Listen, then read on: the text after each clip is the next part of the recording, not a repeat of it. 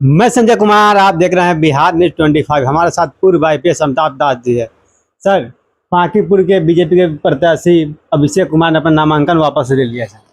ये एक बड़ी खबर है और बांकीपुर में भाजपा उम्मीदवार मैदान छोड़ के भाग गया है और अब एक तरह से आप प्रशांत किशोर की जीत पक्की समझ लीजिए।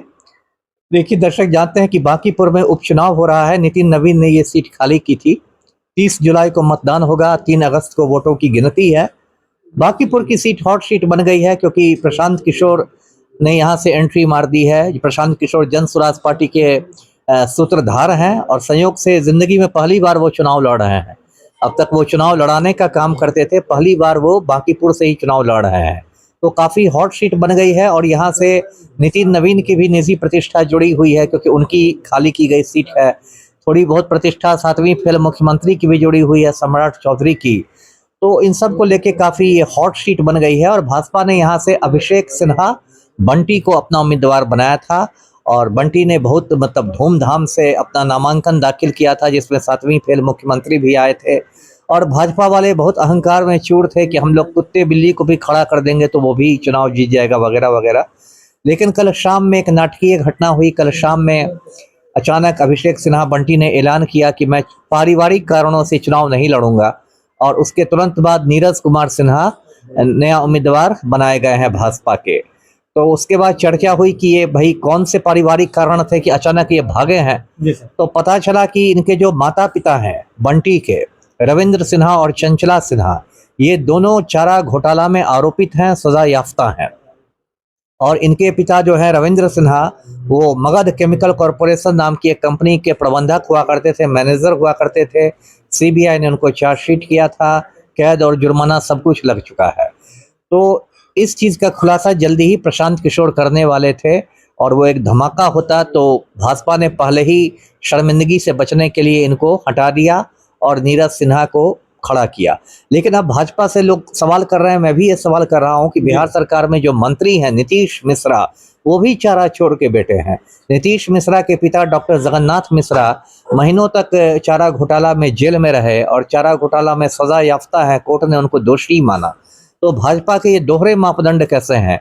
आप एक नेता को चारा चोर का बेटा होने के बावजूद बिहार सरकार में मिनिस्टर बना देते हैं नीतीश मिश्रा को, और दूसरे बंटी का आप टिकट छीन लेते हैं क्योंकि उसके माता पिता चारा घोटाला में शामिल थे। तो इसका भी जवाब भाजपा को देना पड़ेगा।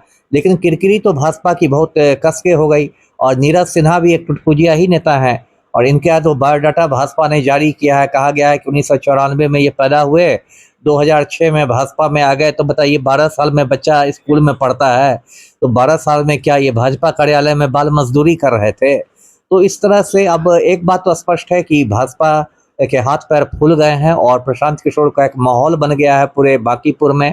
और अभी भी मैं अपील करता हूं राष्ट्रीय जनता दल से कि वो अपना उम्मीदवार को, रेखा गुप्ता को, मैदान से हटा ले, तो प्रशांत किशोर की जीत और ज़्यादा पक्की हो जाएगी और ज़्यादा मार्जिन से वो चुनाव जीतेंगे। जी, बांकीपुर चुनाव सम्राट चौधरी के लिए अग्नि परीक्षा होगा। हाँ बिल्कुल अग्नि परीक्षा है क्योंकि सम्राट चौधरी के मुख्यमंत्री बनने के बाद ये पहली बार कोई चुनाव हो रहा है।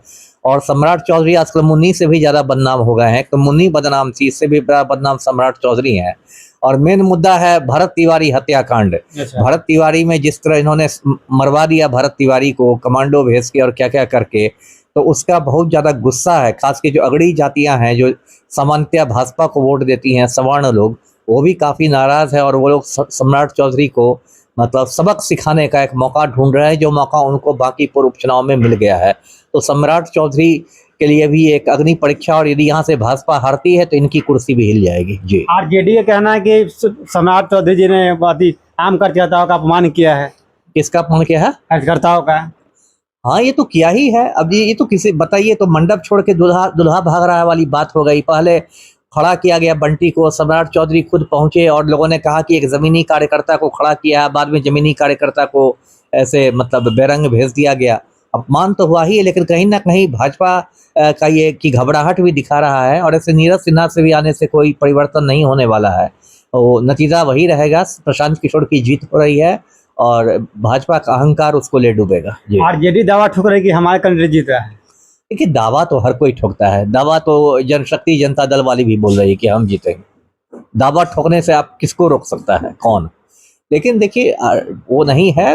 रेखा गुप्ता को तो मैं तो चाहता था कि खड़ा ही नहीं करे महागठबंधन, किसी को खड़ा कर दिया है तो ठीक है, लेकिन तभी जीत प्रशांत किशोर की हो रही है और धमाकेदार जीत हो रही है। आपका सोर्सेस क्या बता रहा है?